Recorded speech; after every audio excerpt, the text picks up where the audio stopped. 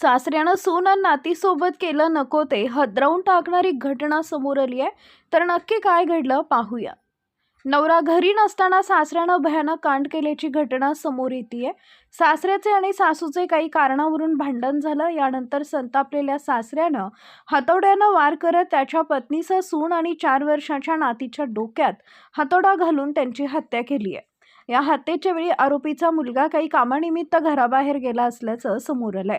या तिहेरी हत्याकांडामुळे संपूर्ण परिसरात दहशतीचं वातावरण पसरलंय. बुधवारी 11 मार्चला रात्री ओरिसातील देवगड जिल्ह्यात ही घटना घडली आहे.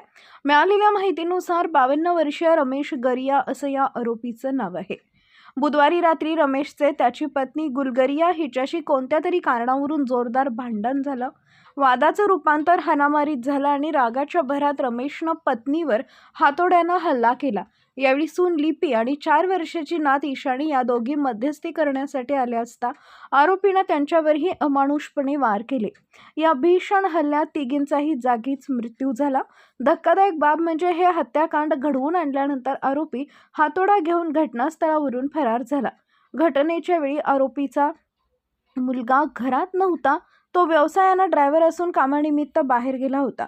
जेव्हा तो घरी परतला तेव्हा त्याला आपली आई, पत्नी आणि चिमुकल्या मुलीचे मृतदेह रक्ताच्या थारोळ्यात पडलेले दिसले. त्यानं तातडीनं पोलीस ठाण्यात तक्रार दाखल केली, ज्यावरून पोलिसांनी गुन्हा नोंदवून तपास सुरू केलाय.